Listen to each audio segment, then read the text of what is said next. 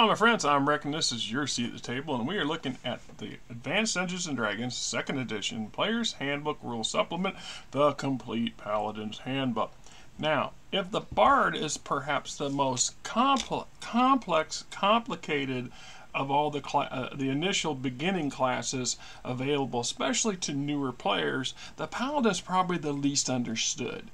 Of all the character classes, it's always been my opinion that the Paladins have a bad habit of being pigeonholed, shoehorned into a specific role and or a specific persona, right? So when we think about Dudley Do-Right, you know, the ultimate defender of the weak and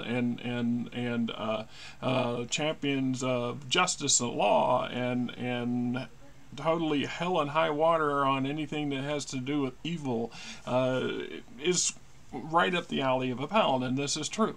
And the standard run-of-the-mill basic absolute character-driven kind of a paladin is typically played in that way. Although it has been my experience from 40 years of being in the game, been gaming 40 plus years, because geez, I mean, I was 12. God, I'm getting old. Anyway, the 11, 12. Anyway, the might have been 10.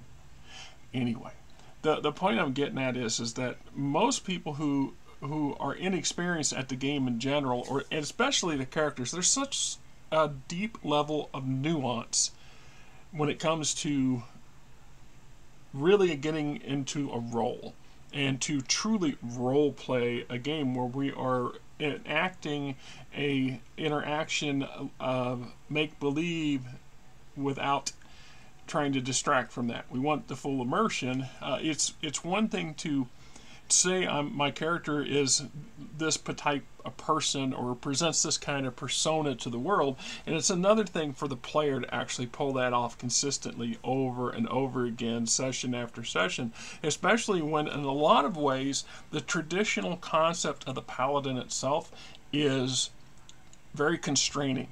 It's very clear-cut, black and white, no levels of gray allowed. So there's a lot of actions and wink and a nudge and a nod that some players will do. That's not what a paladin should be doing. I mean, that's not how the paladin is. The traditional standard paladin has been looked at, and that is a mistake. That's also a mistake for players, experienced veteran players and inexperienced, green players and veterans players. The big deal is to remember that paladins are people, and they're made up of people issues and foibles and concerns and so on and so forth. So if you can pull that off and you want to play the paladin character and you want the paladin to do questionable things, then perhaps you need to be playing something that's not a paladin, because it detracts from what the paladin is supposed to represent. On the other hand, it's completely understanding how it would be very hard to continually portray that never do anything wrong, defender of the blah blah blah, on 0.9 out of 10 seconds of the day. There's a book series. Now, if you haven't read it, then you'll have no clue what the hell I'm talking about. And it's called the Paladin, right? And I believe that's the name of it. It's actually a series of books. There's 5 books in the series, and then there's 2 more sets of 5, and I have them all somewhere. It's been a few years since I've read them, but I tend to read them every 4 or 5 years. There's a knight in shining armor character, Sir Mandolin. I can't think of if that's his pronunciation. Anyway, his whole species is like uber blonde in the most cliche way, as well as Don Quixote in the most memey way as possible. And so the very fact that they try to live the Knights of the Round Table and all the other kind of mindset without understanding that's what they're doing, in many ways you can look at his character as much as a paladin as he is a knight or cavalier, and it's because of his true obsessive nature right, of following the right wrongs and the code of honor that's imbued with him being a knight in his particular kingdom. If you've never read the Ballard series, I'd recommend it. It is worth reading at least one time in your lifetime if you haven't. Anyway, so let's take a crack this sucker open. I think we paid $18. $18 is what I paid for this book, and what year was it? 94, 93, 94. It says 94 here, so this would have been when it was trade stamped. So usually I bought this stuff as soon as it showed up at Ivor's dungeon, because hey, you know. So anyway, the Complete Paladin's Handbook by Rick Swan. Good work there, Mr. Swan. I wonder if you're still in the gaming industry, and if so, what you do. Alright, so when we look at it, they talk about the roots of the Paladin, of course the basic requirements as seen in the various issues of Dungeons & Dragons to this point. And then we have some armor weapons, critical magic, 2-weapon attack roll penalties, Paladin spell progression, Paladin spells, proficiency slots, etc. Turning undead for Paladin. I got some really nice artwork in there too, by the way. So, detect evil intent, using limitations, eligible targets, interpreting results. So we're looking at Paladin's abilities. Degrees of evil, saving throws. It's one of the things that makes the Paladin character a complicated character to play, is being able to moderate as the player, moderating for the character, the levels of degrees of evil. Though how if technically speaking, if there's not good attached, the Paladin should not be associating with those NPCs or characters. They should not be running around in a character party that has an evil character of any sort in it, because they're going to be drawn to trying to kill this individual, or to reclaim this individual in some manner, to bring them around to the side of good. The same problems goes with neutrals. A lot of people don't take that into account, but neutrals actually go in the face of law and order. They go with the flow. They sit in between. They sit on the fence, and Paladins find that questionable, if not shifty and dodgy. That's evil potentially waiting to happen in some people's view when you look at from a lawful good character looking at a neutral character. And so trying to operate that way, it's not easy, and most players tend to just over and over and over again. I have seen players take Paladins and treat them like a bastardized fighter. If you want to be a fighter cleric, be a fighter cleric. Don't bother with the Paladin. I mean, if you really can't find the flavor and the role part that goes with being a Paladin, you should probably not play the Paladin.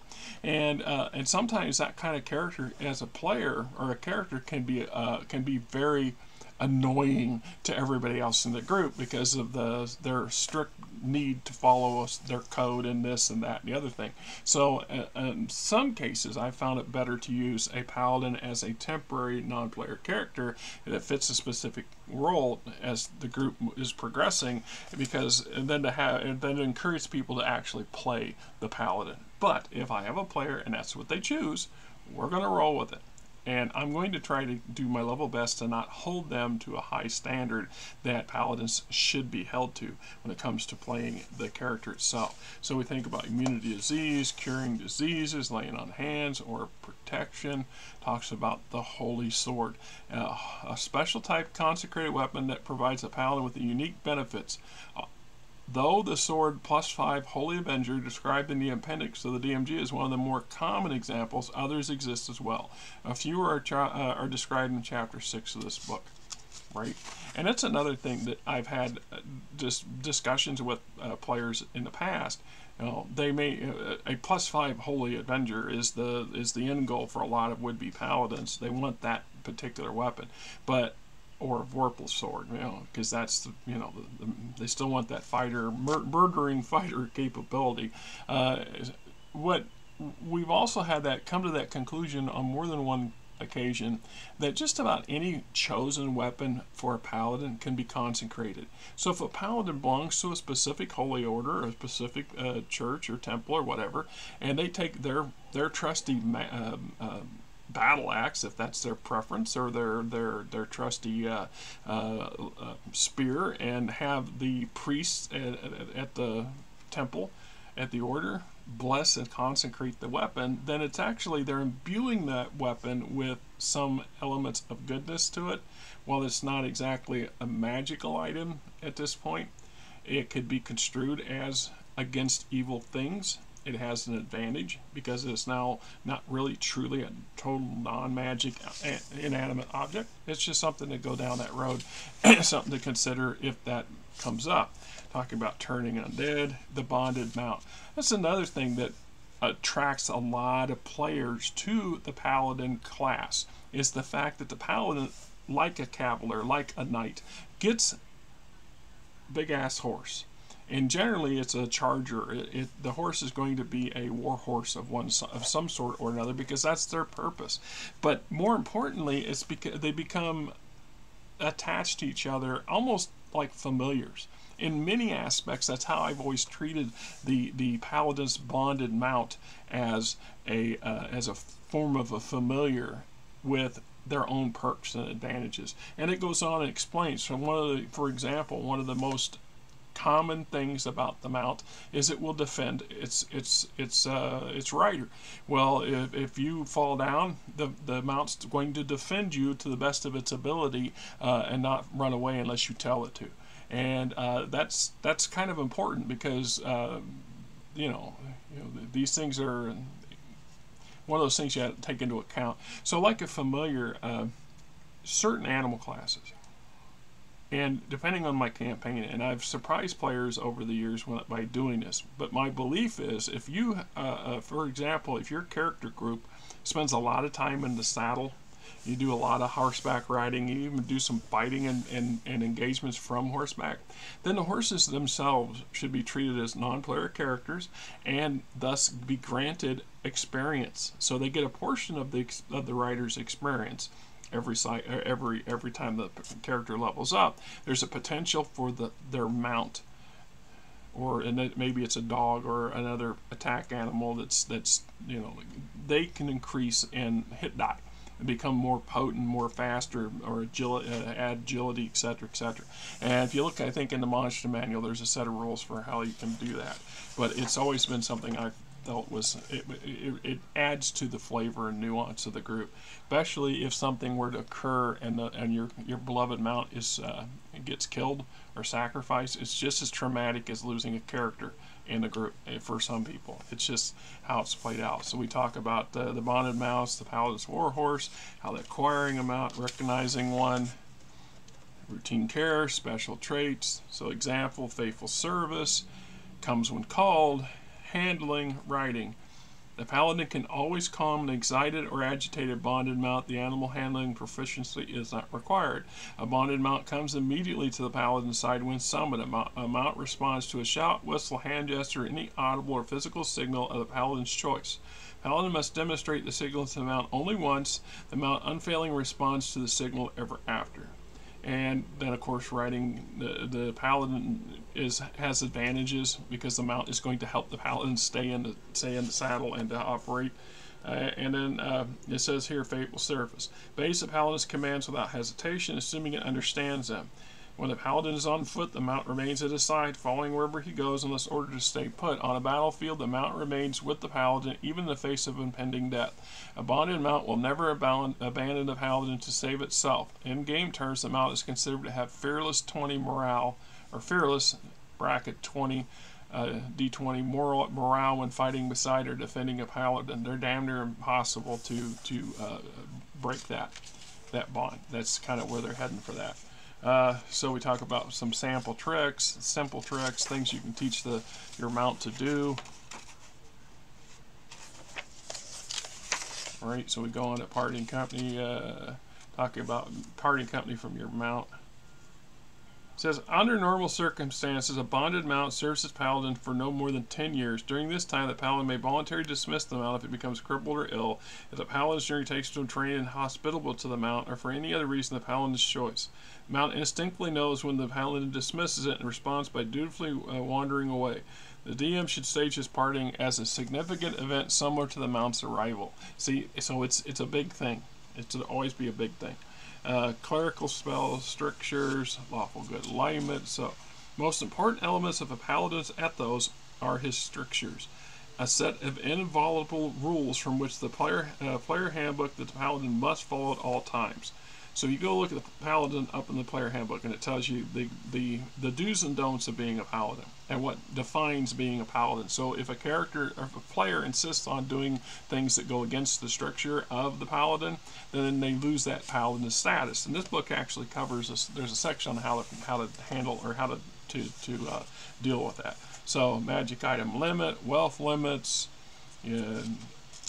Most paladins are not in it to be wealthy. You know, they understand the value of wealth. They understand that a part of their code is they need a certain amount of wealth involved in their attire, their armor, their barding for their horse or whatever amount they have, and then from there they spend generously donating to the poor and to charities and to helping other people with their excess.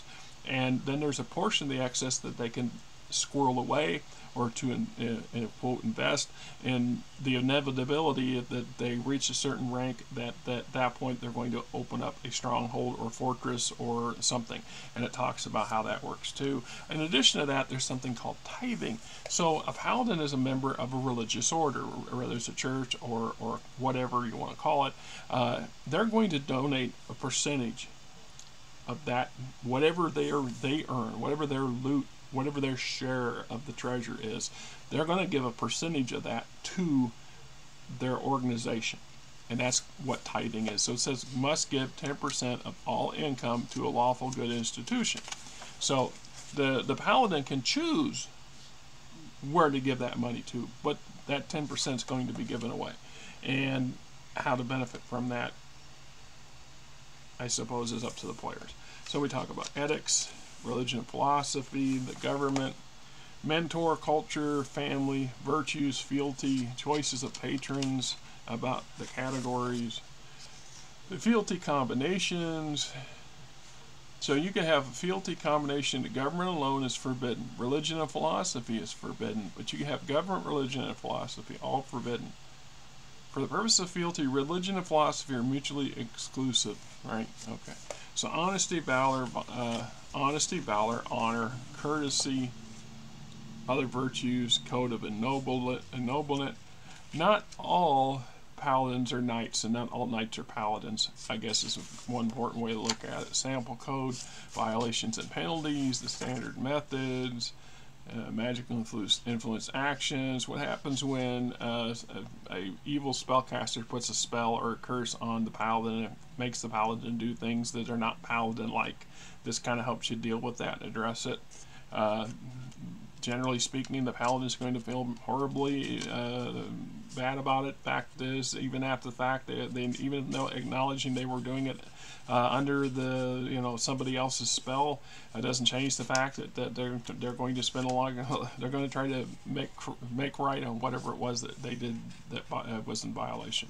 So we can talk about incidental violations. We have category 2 is grave violations. Category 3 extreme violations, and category 4 excusable, really effed up violations. How's that? Really fucking bad violations. This category includes most intolerable and unforgivable ethos violations, worst deeds paladin commit: refusing to ignoring a just edict, habitual cowardice, committing an act of blasphemy, betrayal of the patron, and concealing funds, hoarding more than 10 magical items, or purposely neglecting to tithe. See, they want to banish you. So when they put a limit that no more than 10 magical items, the paladin will not utilize more than 10 items.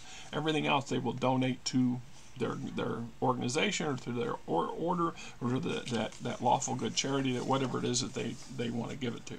So ceremony of disgrace, we talk about anti-paladins. That was something I remember.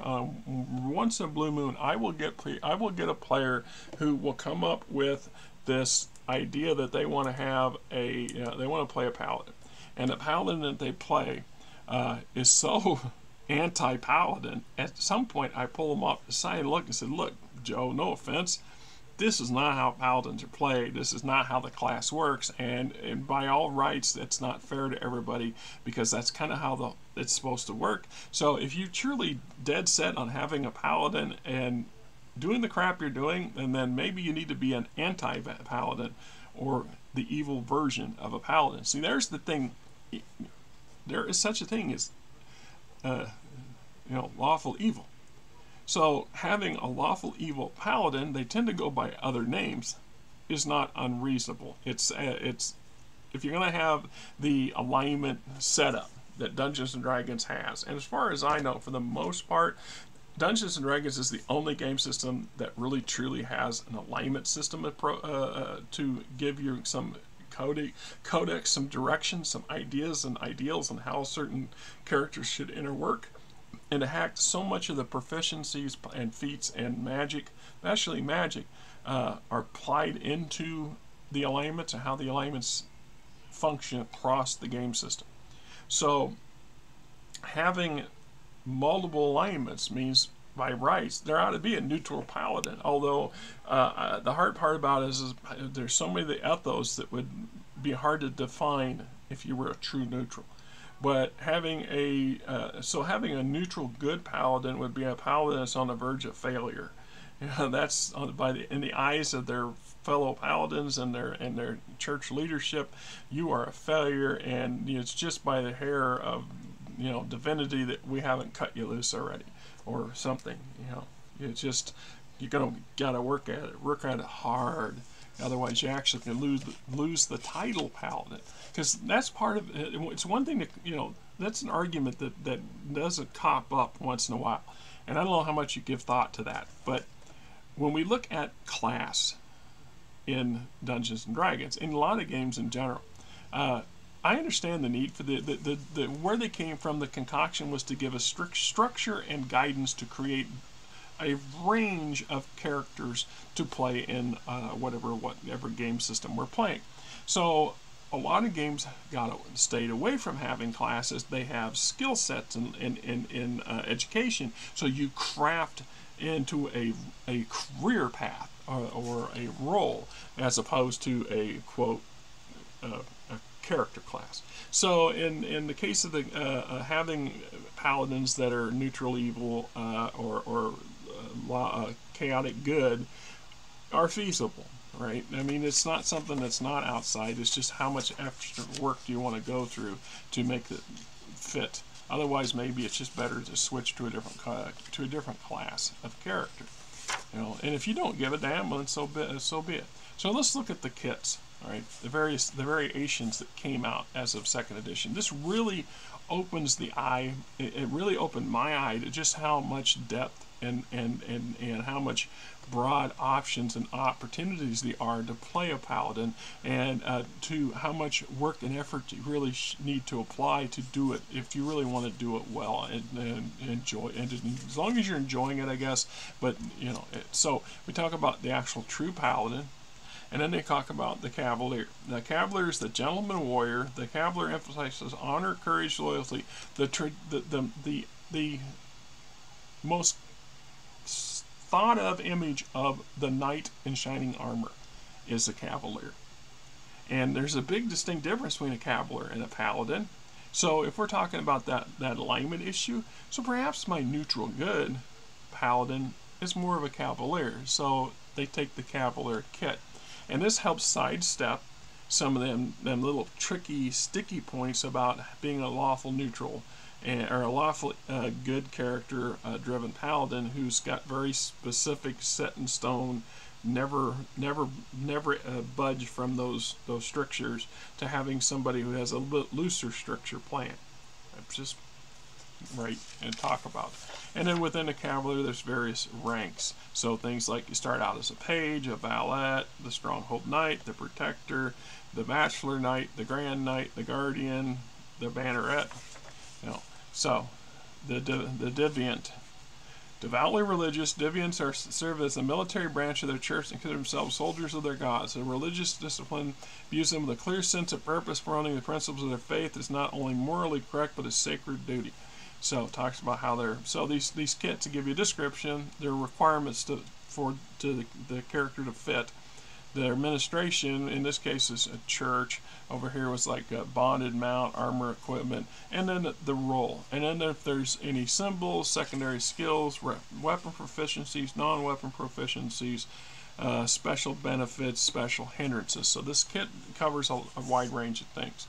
The envoy, the equerry, is a master horseman with a natural affinity for mounts of all species. She and her steed are inseparable companions, and their special bond transcends mere friendship. In this case, this is a character who will go through hell and high water to save their horse or their mount, because their mount is as deeply connected to them as a magician's familiar. So, and then we talk about experience for the equerry's bonded mount. So this is where I started getting that idea that a lot of your mounts and animals that regularly participate in with your characters. So if your character if you have a ranger with a hunting dog, or look at Drizzt Do'Urden and his magical panther companion, I'm just looking at those now in Gwynther's situation. It is actually a bonded spirit, astral spirit, to a figurine. So she's got everything she's going to ever have. She's not going to grow, not without some extreme effects. And although there's some, if you look at the novels and the stories and read them, there is growth there for Gwynther too. So in this case, we're looking at having so much, that animal becoming a character unto themselves, and it happens, and it can make for some damn interesting campaigns, right? And then there's the errant, which is often considered the knight errant, but is an independent warrior who roams the countryside. So next patriot, you pretty much understand how that works. So let's see, right? The ghost hunter, the inquisitor, the medician. Well, it's kind of supposed to be, I don't know, it's kind of a change on the physician, the medician. The seeks to treat the sick, alleviate suffering, save lives. Much of her training is devoted to medical arts, etc. The militarist, the skyrider mounted missile fire. The squire, the votary, devoutly religious. Votaries function as soldiers of their church, but votaries are far more militant, considering devotees of false religions to be the epitome of evil.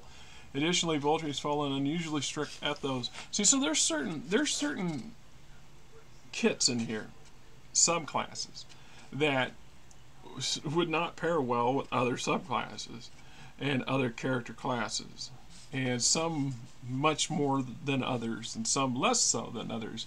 And putting them all together can be an interesting or convoluted campaign. Another thing is this: we talk about character or class campaigns. So in the class campaign of where you could have an entire group who are, quote, paladins on a quest, within that group of 4 or 5 players, perhaps, you could actually have 4 or 5 different paladin subclasses working together and serving different roles. So you have here the couple that are dedicated soldiers of their faith, and then there's one that's a dedicated leader of their faith, and then there's a third one that's a dedicated healer priest. And the priest and the paladin and all these people are basically fit into the same mold. And so having a group of paladins go out and 2 regular paladins and one this one and one that one, I mean, they bring a different set of skills and proficiencies. And as one of you guys had posted in the video I did for the Bard, for example, the fact is that you can get quite diverse with these kits. This allows for you to have players that come in and want to play the Paladin, but then after a while it becomes evident that they're not playing the Paladin the way the book says they're supposed to. You can then tweak that Paladin, either take them aside and have this conversation with them and let them look at the kit and maybe switch to that kit and take advantages of it, disadvantages of it, or just stipulate that's what your character is.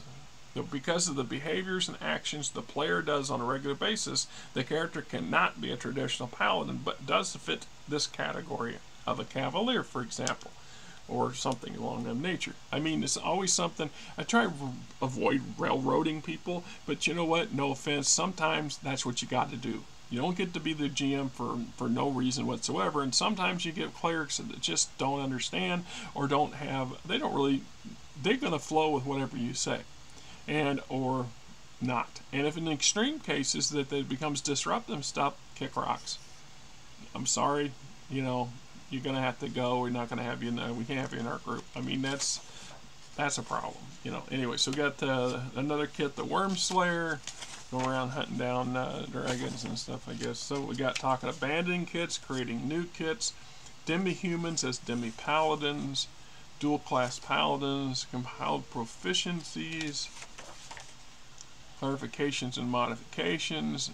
Then we got having barding and weapons made, new proficiencies, bureaucracy, diagnostics, jousting, law, oratory, all proficiencies, poetry for paladins, standard equipment, talking about various types of armor and weapons, shields, special clothing and special items.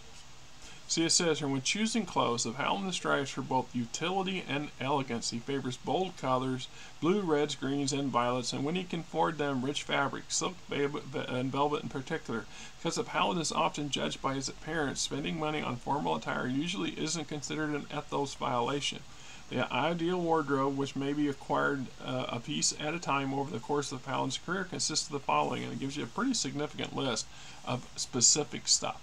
And of all the character classes that exist, none of them, absolutely none of them, have this clothing attire code in it, if you want. And although you could apply that, most of this fits to any noble and of any class, and any and specific character subclasses such as the Cavalier or the Knight. All that would fit within that, because they're trying to reach a certain perception or a certain appearance for their character. Formal attire for female paladins, badges, standards, and crests, additional equipment, coat of arms, the cosmetic kit, horse grooming kit, mantling, the miscellaneous equipment list, things that didn't show up in the basic. That was one of the things that always kind of griped me a little bit. I was a little gripey about. Even the earliest, the red book and blue book D&D versions, the equipment list was pretty thin. Considering how much junk and crap we have in our lives today, I mean, I'm sitting here surrounded by thousands of freaking things in here, thousands of freaking things. I mean, I probably got 30, 40 books and source books and book-related material sitting here, another 30 or so maps piled up over there. I mean, there's a box full of markers and another box full of pencils and pens and crap my wife's got over here. Loads of all kinds of over here off to my right. You can't see on the floor is a whole pile of little toolboxes full of artsy stuff, and the list just goes on. So I mean, the fact is that there was a lot of things that generically speaking, the equipment lists tend to leave out, and that's because there's just so much crap. And over time, those lists have been changed and they've been modernized, and each edition comes out, they have something a little different. There's certain things that are there all the time. There's kind of that, look at the 10-foot pole. That's a running gag for so many people. It's a meme unto itself. And so many people go, well, how do I need an impulse? How do you carry? I mean, instead of having a bag of holding, you're going to go down through the tunnels with a 10-foot piece of wood hanging off your shoulder, or, have to balancing it. And every time you go into combat, you need to drop it. But yet we can argue that anybody using a pole arm, anybody using a spear, for example, is carrying a version of a 10-foot pole. And the other thing would be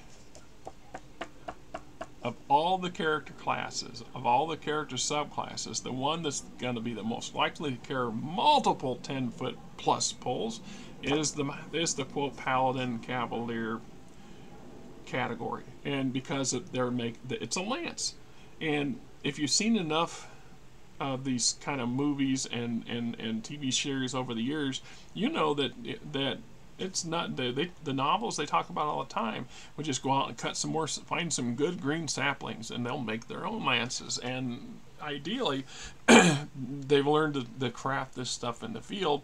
So I guess the end piece, certain pieces are detachable, and then you go and make another. You get yourself a piece of wood, your 10-foot pole. All right. So I'm just saying, and we talk about things like coat of arms, ceremonial coif, cosmetics kit, formal dinnerware, a horse grooming tent, a spring mantle, a winter mantle, spurs, surcoat. I mean, a fur surcoat. I mean, we got new magical equipment, so including barding, some new different types of holy swords. So here's a +3 purifier, +4 divine protector, a +4 invigorator, a +5 hallowed redeemer. Was something on when at least one occasion, because it just came up to my head, that we had a campaign, and we had a Paladin character, and his entire quest while he was with the group. He was with the group because he was searching for this lost holy sword that was revered as being belonging to some hero, ancient hero or something of the order that he belonged to, and it had gone missing. The hero had gone out to fight a horrible evil whatever, and his body was found, but the weapon wasn't. And the rumors are here, and here.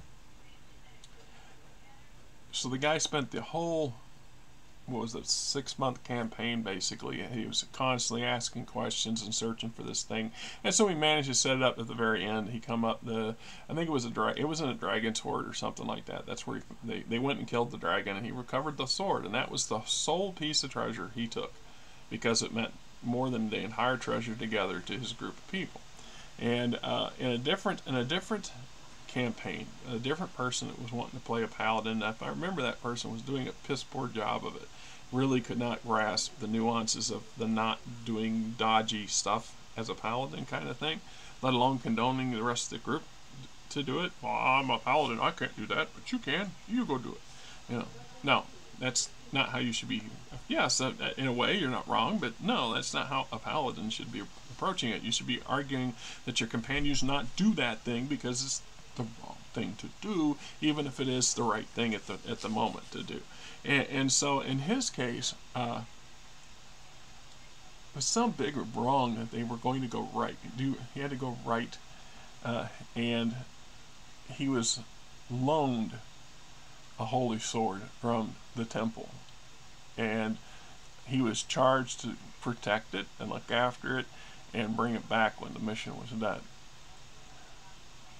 And I think it was an intelligent sword too, because I think he became obsessed with arguing with it or something. I forget it. It's just so many campaigns, so many stuff. So we talk about demographics, paladins, about how paladins dealing with age, social background, women as paladins, marriage. Relatively few paladins marry because of their fealty responsibility. Most postpone marriage until about their mid to late 20s, an age few of them actually reach. Becoming a paladin, religious patronage, the historic role of women. And again, the most historic, real-world example of a woman paladin would be Joan of Arc, in my mind. Joan of Arc. And with all the bells and whistles that go with it. Divine intervention, government sponsorship. So how do you get to be a paladin? Or the church can recommend you and mentor you, or you could be inspired by your god. The goddess arrives and tells you must do this, or this is what you feel that you need to do to serve your divine being. Government sponsorship, that goes without saying. A supportive mentor, so somebody in the family, somebody in the neighborhood, Some weird old uncle wants you to take his sword and go do something. Inherited title. Then you have your confirmation ceremony. Ordainment by dubbing, sacrament of the sword, feast day, rite of the seven lambs, convocation of blessed waters, blah blah, routine activities, enforcing laws, encouraging mortality. Obliged to eliminate evil, Paladin is always on the lookout for lawbreakers, intervening whenever he sees a crime in progress. Overtly evil acts often meet with swift retribution. The Paladin simply slays the culprit outright. In societies where even the vilest crimes can be tried in a court of law, the Paladin refrains from taking justice into their own hands or turning the suspect over to the proper authorities of prosecution. That's the Paladin. That's the ultimate concept of majority people for Paladins. And if you get a player who can play that and pull it off well, and you got a group of people that are willing to roll with it, it can be fun and annoying as hell. So every time something goes south, that character sees something dodgy going on, they're going to step up. They're going to step up and confront the problem. They're going to step up and F up the problem. They're going to make the problem worse while trying to save it or make the problem go away. So the fact that your group might be trying to get information, you might be in a dodgy part of the town trying to get information, and you brought the Paladin companion along, and he's trying to clean house. And everybody there is, that guy's on a wanted poster, this guy over here just stole that person's purse, this person over here is spitting in somebody's coffee. I mean, you know, it never stops. That's a Paladin, and it can be it can be a load of fun, it can be a load of laughs, or it can be a true effing pain in the ass. And your group had better be prepared for it if you got that kind of player. So we talk about routine activities, encouraging morality, training, maintenance, courtly duties, military duties, tournaments, the day in the life. Sir Joanville, the Stronghold Paladin. So I'll give you an idea. You know, Medlin of Backfern, the Church Paladins. We got courtly love, rules for courtly love. Oh, once again, you got to read the Belgariad and read that about that guy, that character, Sir Mandolin, because one of his things was he spent his whole life in the agonies of unrequited love, because the woman he loved was married by a relative of his who happens to be the damn king or something of the land, and so that they could never consummate their love. So they had this weird, pathetic, sad love story between them that even the husband knew about, and because they're all this uber romantic archaic crap, they just it's a terrible tragedy, and they live it every day. And at the very end of the novels, spoiler alert, right?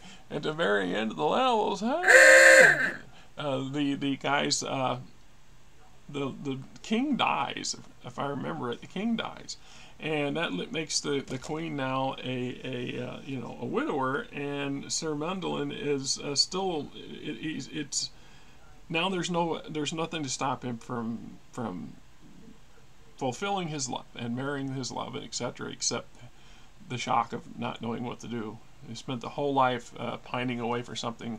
That's your whole existence, and then when that detriment or the break that's preventing you from having your happy life or whatever is removed, and you can't act on it. Yeah, that was that kind of character, and that's what they're talking about courtly love and rules for courtly love, blah blah. It says, some poets and philosophers of the feudal era believe that the true romance or courtly love can only exist outside the bonds of matrimony. Marriage, they felt, is a substitute obligation and duty for honest emotion. For the Paladin, courtly love may be defined as a yearning of the spirit, a passion that is never fulfilled. Right? So we talk about economics, stipends, being a mercenary, mortgage, tournament ransom, hostage ransom, Paladin's personality, defining characteristics like aggression and cynical and genteel and inquisitive and prudent and so on and so forth. And then we talk about strongholds, how to acquire the land, get the permission to build them from your order, etc., etc. Where to locate them, designs, time and the money it's going to take the staff, because not only is it going to take money to build the place, but it's going to take money to maintain and operate it. Plus, you have to staff. The place has to have people, and you have to pay them. You now are a landlord of sorts. Those relationships Paladin's experience, etc. Then we get into faith, campaign models, co-dominant rule, secularism, fealty notes, renouncing fealty, theocracy. Most sci-fantasy, or most fantasy settings, whether you're talking about sword and sorcery to medieval to Ren Fair Renaissance styles stuff, there is this overwhelming understanding that there are all kinds of religions and all kinds of churches and all kinds of faiths and cults and groups and so on and so that make up the whole world, like it does in our real world. Trying to set up a campaign and running a campaign that's in a very deeply religious setting can be fun, a challenge, and a pain in the ass. So, what happens if, your paladin is a member of a faith that's in a very wicked world right now, that their faith is the last beacon of hope and to an ever increasingly bleak future for the entire world that's covered in darkness, etc. Yeah, exactly, see? Or, where everybody's out to get you. The paladin is probably going to get the entire group killed just because they're the paladin of the faith they represent. And how does that paladin present themselves?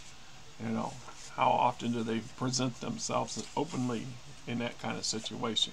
And at the end of the day, perhaps the goal of the campaign is to see the ultimate evil that's corrupting the land be defeated or banished or something like that. I mean, that's your typical, stereotypical meme when it comes to paladin campaigns anyway.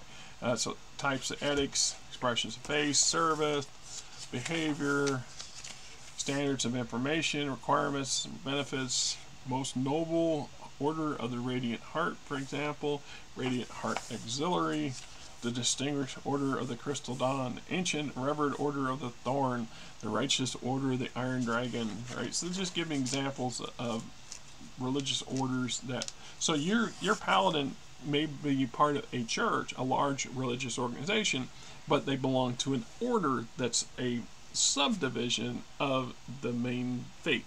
So they serve specific purposes and roles in supporting the faith in general. And on a rare occasion, I have had paladins who belong to orders who are actually in constant conflict with other members of the same faith, because they don't see the clerical side of the faith, may not be pursuing the things that the paladin's strict beliefs say they should be, and it can become a problem, right? So it's a matter of just how convoluted and how deep down that rabbit hole you really want to go when it comes to dealing with it.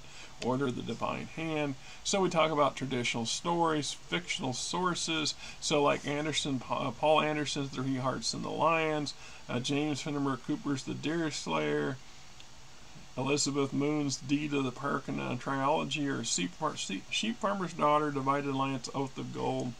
Yeah, I'm just looking down. Sir Walter Scott's Ivanhoe. Then we got the Azure Bonds, Orban Spear, Song of the Serials. Yeah, those are all D&D based Forgotten Realms novels. And yeah, Michael Moorcock's The Eternal Champion, the Runestaff Cycle. Of course, Margaret Weiss and Tracy Hickman's Dragonlance Chronicles. I was hoping they'd have one or two of the ones I'm more familiar with. Film and video, El Cid, Excalibur from 81, Joan of Arc in 48, Ivanhoe 52, The Magic Sword in 62, Slipping Beauty in 59. Right. All good. Class description, special benefits, vulgar expressions, special restrictions, and then we got some record sheets, right? So, like I said, probably the least understood and the least properly played class of Dungeons and Dragons at all has got to be the Paladin, in my opinion, of course. And if you got a different opinion on it, hey, by all means, put it in the comments. Let us know. Let's get a conversation going about it. What makes this a favorite thing or a less favorite thing. And statistically speaking, I will honestly say probably 1 out of 25 players, and the percentage may even be higher, but 1 out of 25 players at the minimum want to play a Paladin. It's one of the least favorite classes to play, in part because of the misconceptions of how the traditional narrow in a shoebox mindset that it takes to be a Paladin. Until you start reading a little bit deeper and we get into it and we start to understand that there's a lot more going on there behind that Dudley Drew Wright. Anyway, I'm Rick and you're not.